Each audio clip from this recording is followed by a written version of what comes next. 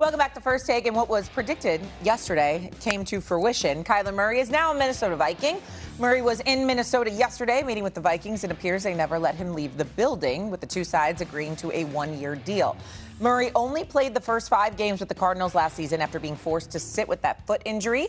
Here's Murray on playing for Kevin O'Connell. I don't want to put any limitation on what that looks like. Again, I know he's had tremendous amount of success with multiple different quarterbacks. I know what my skill set brings to the game. I know what I'm capable of, and I think that, again, like I said, I'm ready to come in and compete, and I can't wait to be under his tutelage and, like I said, get to go to war with not only Jets, but him too. I'm not alone anymore. Mike Tannenbaum, Damian Woody, Joe Fortenbaugh are here in studio with me. Let's talk a little bit of football. Let's assume here that Kyler Murray is the Week 1 starter for the Minnesota Vikings. Obviously, J.J. McCarthy's still on that roster, was the starter last year. What is the ceiling for the Vikings in a very competitive division? Joe, we'll go around the horn. Joe?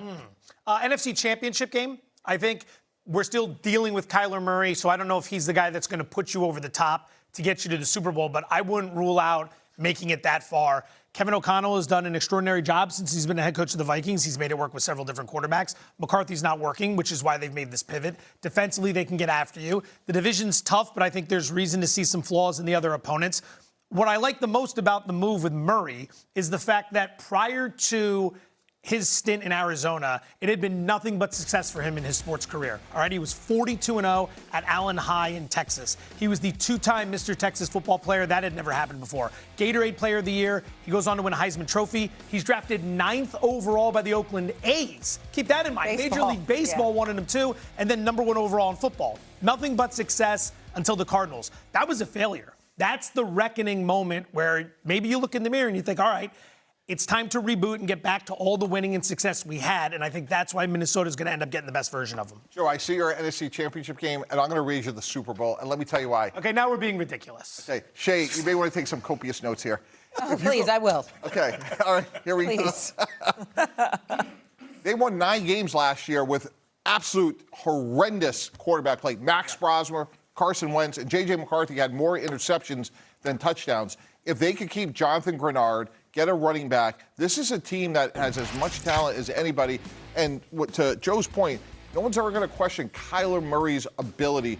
You know, in his career, he has 121 touchdowns. I went back last night, watched his film from last year. He can make all the throws with a firm pocket. He can obviously make plays with his legs outside the pocket. So to me, this is a extremely high ceiling team.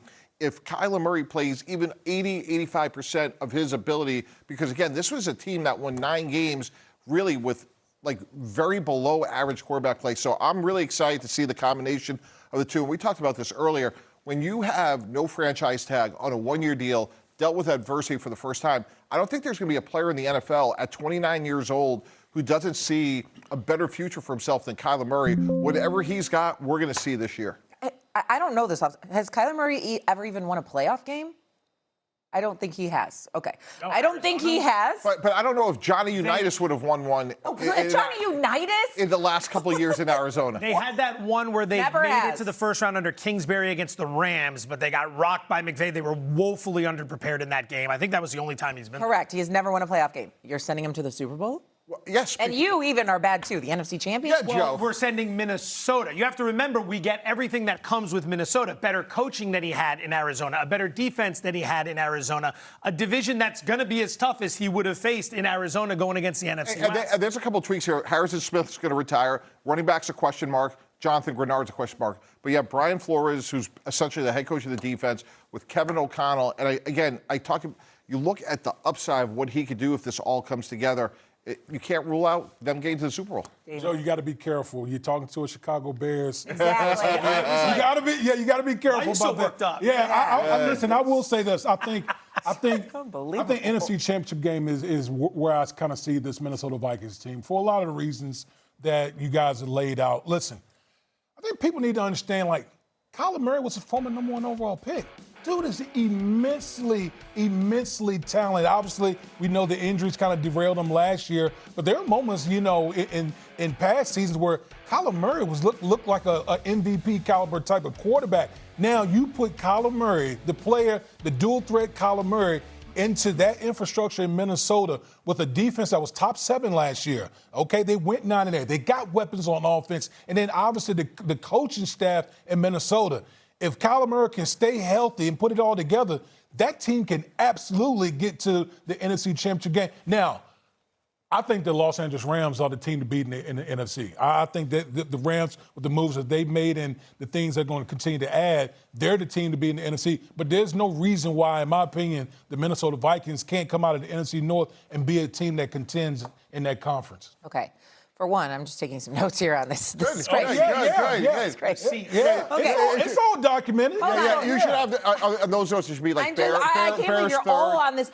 I am not taking away from the fact that I think Kyler Murray is immensely talented and he is an upgrade at quarterback. First of all, is this a competition or is this just a known thing he's going to be the starter next year? Yeah, we talked earlier, there could be a transfer from like J.J. McCarthy going from Minnesota down to Southern California, get reunited with Jim Harbaugh. So, if I'm Minnesota, I wouldn't give up on him because he's only started 10 games, he's 23. But if they're like looking for a clean break here, the Chargers need a backup quarterback. And if you're J.J. McCarthy, why not go with the guy that you want a title with? Minnesota, not enough is made about how humiliating last year was for them. Sam Darnold just won the Super Bowl. You had him in-house.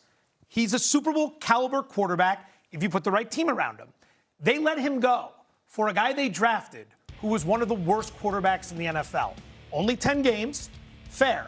Same thing happened with Darnold. He struggled early and then let Daniel Jones go. But that was, you let Daniel Jones go. That was humiliating for them. There is no, all right, let's be patient, let's try to figure it out. They got to snap to it. They fired their general manager in the offseason as well. You act like it's so easy. They got to snap to it. I mean, this is a very, very competitive division that he's walking into with a completely new playbook. Now, this might be good for Kyler Murray, considering some of the narratives that have followed him throughout his career. It's a fresh start. But when you guys talk about the NFC Championship game, these are the teams we were talking about at the end. Basically, the entire NFC North, okay? So, I'm sorry, the NFC West. Rams, Seahawks, Niners, and then the Bears. Do you think the Vikings are just going to slot themselves in there? I got a question for you. Shay, isn't it possible that the Bears are a better team in 2026 and have a worse record?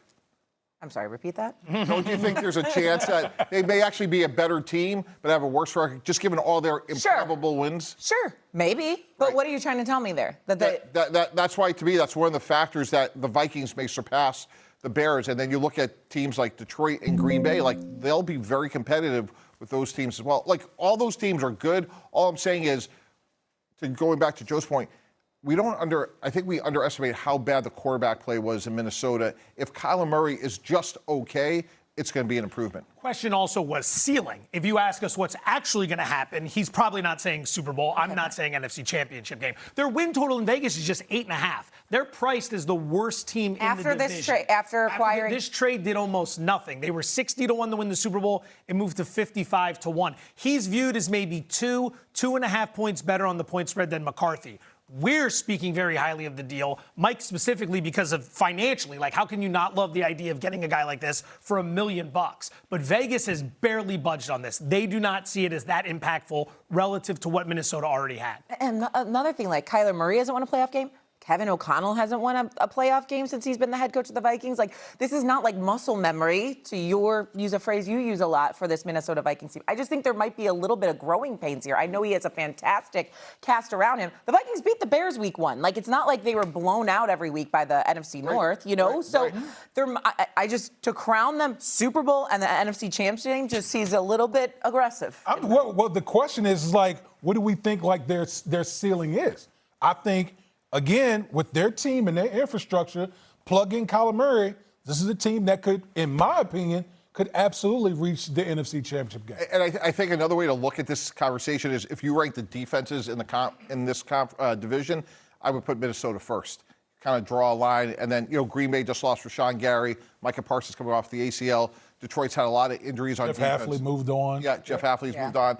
And then, with Chicago, obviously, as you well know, they still need another pass rusher. So to be part of this conversation is they should have a great defense, assuming they draft a safety to replace Harrison Smith and they keep Jonathan Grenard. They were -9 in turnover differential last year. That was tied for 3rd worst in the NFL. Normally, that's a team that's going to win 4, maybe 5 games. Minnesota, despite the turnover problem, despite the quarterback problem, despite the tough division, despite the tough conference, was still there hovering, threatening for a playoff spot late in the season.